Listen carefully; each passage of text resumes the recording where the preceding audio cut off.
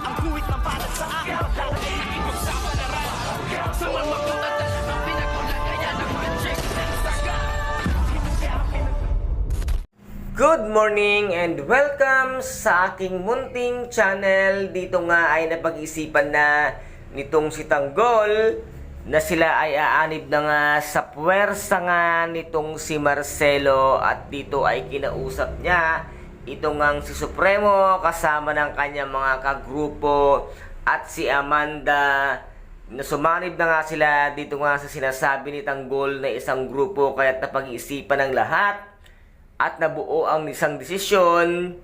na sila ay magsasama-sama na para nga magkaroon sila ng isang pader na sasandalan or isang malakas na tao na kanilang pwede ngang makapitan, dahil sa ngayon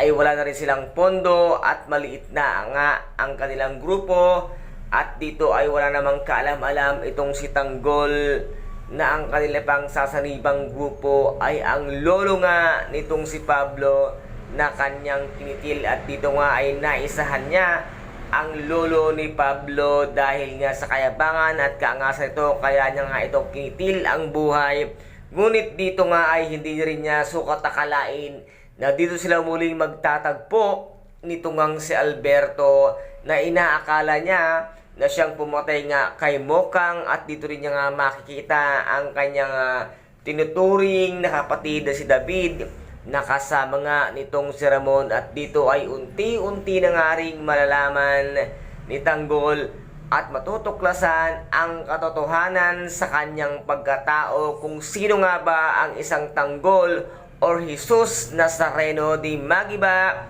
or Jesus Nazareno Montenegro ang kanyang tunay na pangalan. At dito nga ay nalalapit na ang kawakasan ng buhay nga nitong si David, dahil matatapos na rin ang kanyang kalokohan sa kanyang pagpapanggap at angas at tiyawang niya nga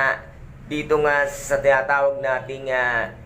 pambansang teleserye FPJ ang Batang Quiapo. At kung nagustuhan po ninyo ang aking videos for today, paki-subscribe na lamang po ng aking channel, paki-like and share para maging update kayo sa lahat ng gagawin kong videos. Maraming salamat po. Ingat, God bless, and bye-bye!